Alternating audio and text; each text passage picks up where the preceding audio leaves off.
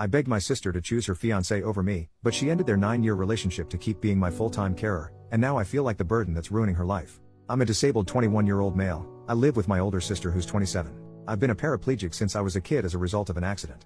Our remaining parent, our dad, is pretty old and sick. He's in an old folks' home, and my sister takes me to see him occasionally. My sister is pretty much my full-time carer. She has her own job which she works to support both of us, and when she's not on her job, she's usually taking care of me. She's had a very serious boyfriend for 9 years. They've been in a relationship since she was 18. It's always been a very serious relationship as far as I can tell. He's a really good guy and he's always been nice to me. He also hasn't shied away from offering financial help once in a while. I know my sister has always dreamed of marriage. We talk about it so much, me and her, ever since we were kids. We would play weddings. She would always imagine the day she would get married, spend hours looking at bridal dresses. Even as an adult, he would fantasize about getting married and spend a lot of the time looking at bridal dresses, talking about her dream wedding, what kind of house she'd like to have. She had names picked out for the kids since she was a kid herself, and she's always stuck with those names. So yeah, she's always dreamed of getting married and having a family for a long time. Her current boyfriend has been with her for so long and has been so good to her, I figured he would always be the one to marry her. And I'd be happy for her. Finally she'd have someone to take care of her instead of her having to take care of me all the time. Well, that all came crumbling down. She returned home one day a complete mess, crying and pouring her eyes out all over the place. She told me they'd broken up. It was over. She was so sad. It was heartbreaking to see. It was like a dagger in my heart to see her crying and upset like that, and I felt so useless because all I could offer were meaningless words. She wouldn't tell me why. I figured she just didn't want to talk about it. After a few days, she still didn't want to talk about. She was still incredibly upset, crying a lot. I told her I'm her brother. I may be physically disabled, but my heart and mind still work perfectly. She can talk to me about anything. Very reluctantly and with pushing, she opened up about it. She told me her boyfriend had proposed to her. I told her that's excellent. Why did they break up? She had always wanted to get married and had been waiting years for this. She told me they had talked about it, and her boyfriend wanted her to move in with him. They would find a separate carer to look after me. They would still see me occasionally, but I would not visit them and my sister would no longer be my carer at all. My sister told me she couldn't accept that, and that was the offer on the table as her boyfriend wanted it. She said she couldn't accept it. They couldn't reconcile their different wants, and they broke up. I told her she's crazy. She should have chosen her boyfriend. I know she loved him so much and he was crazy about her. She should have gone and gotten married. She can stay tied to me forever. She should live her own life and have her own family. She was still crying heavily, and she told me she realized that she would never be able to have that. All that stuff she wanted as a kid, to be a bride, have a wedding, have a family, none of it would ever happen. She would be taking care of me forever. I insisted to her, telling her she didn't need to take care of me forever. She should live her own life. She said no, that's what she wants. That's the way it has to be. She would have it no other way. When I kept insisting, she said no, that's it, she's in charge. She makes her own life decisions and I should stop telling her how to live her life. She got angry at me and I quickly apologized. She said it's okay, but I could tell she was really upset and in a bad mood. Why is she doing this to herself? I don't understand. Doesn't she see that I don't want her to sacrifice herself like this? Why did she just give up her boyfriend of 9 years like that? She loved him so much and he loved her, so why did she just push him away like that? Why is she hurting herself like that? I don't want her to be hurting herself just for my sake. I never asked her to make this sacrifice of herself. I told her I wouldn't mind getting another carer for me. She said no, it's her. It has to be her. It's her job. It's her duty to me and to our family. She has to take care of me always. She wouldn't have it any other way no matter how much I tried to reason. I hate myself so much right now. I've never hated being disabled more than right now in my life. I feel like a baby or something, like a useless animal. I feel like a ball and chain, like a burden tying her down to the ground and preventing her from living her own life. All I want her to do is to be happy and live her life and be happy and beautiful on her wedding day like she's always wanted, not stuck forever taking care of her disabled brother.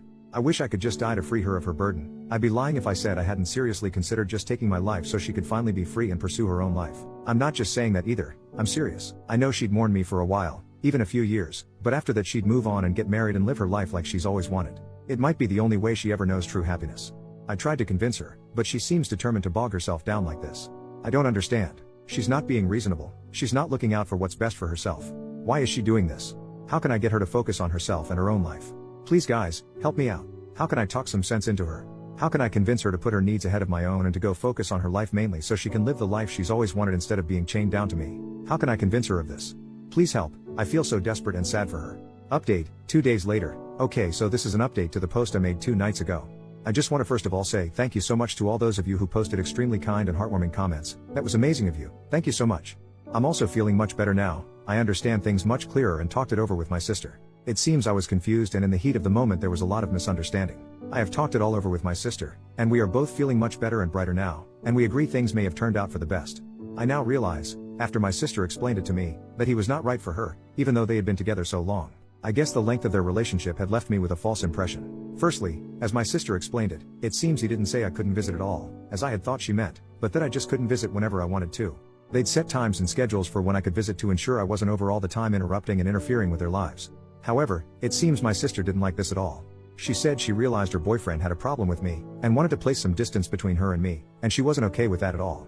I told her I thought she loved him. She said she thought she did too, but she knows her priorities in life, and she is old enough and mature enough to be able to decide what she wants from life and what her priorities are. I told her I thought she'd always wanted to get married and have children and a family ever since she was young. She explained to me, she still does to a certain extent, but only if the conditions are right. She said that she was a different person when she was younger.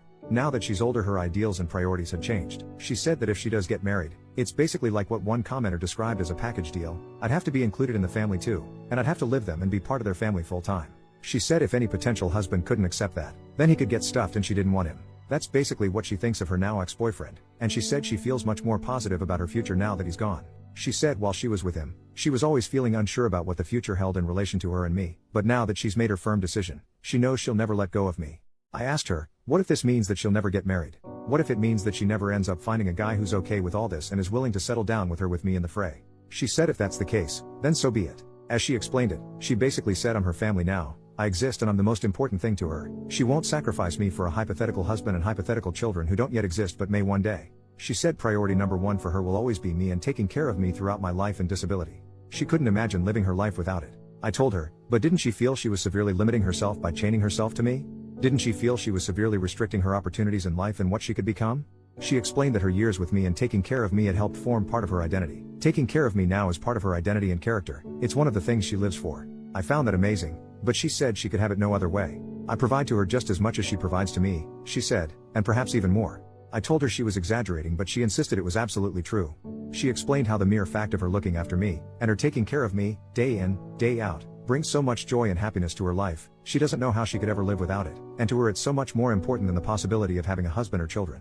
I found it difficult to wrap my head around that. I joke that I really can't imagine that it's always that fun, especially when she's, say, wiping crap from my butt or something. She just laughed and explained how sometimes something that can superficially seem gross, disgusting or painful can still be beautiful and cherished when you look at the love involved. She used the example of a mother giving birth. After 9 months of sickness and swollen body, she has her body ripped open, there's blood everywhere, screaming and crying, and it's the most intense physical pain of her life. But at the end of it all, it's still beautiful because it's an act of love and she endures all that pain to bring to life someone whom she will love forever. So yes, even acts like wiping crap from my butt, as gross and disgusting as it may seem to some, is in of itself an act of love and an example of how much she, as a sister, cherishes me as her brother, and the lengths she will go to as a result of that relationship. And that, I think, is beautiful and true love. So now I have a completely new outlook on her and our life. It's much more positive and I no longer see myself as a burden or a chain. She helped me realize my own self-worth and value. I'm not just some disabled guy in a wheelchair that needs help. I'm a brother and I provide love, friendship and value to this amazing, beautiful, kind-hearted woman I am so proud to call my sister. I no longer have any thoughts about ending my life at all, because I realize how much I am worth to her and how much I mean to her, and how much it would hurt her if I do that, and I could never bear to do that. So I just thought I'd share that update with you all. After all those incredibly warm and supportive comments you gave me were so uplifting. I can honestly say, even though I may be physically disabled, I consider myself to have this amazing gift because I'm blessed with love, and this love is the most amazing thing in the world. I can't imagine living without it. Thank you all so very, very much.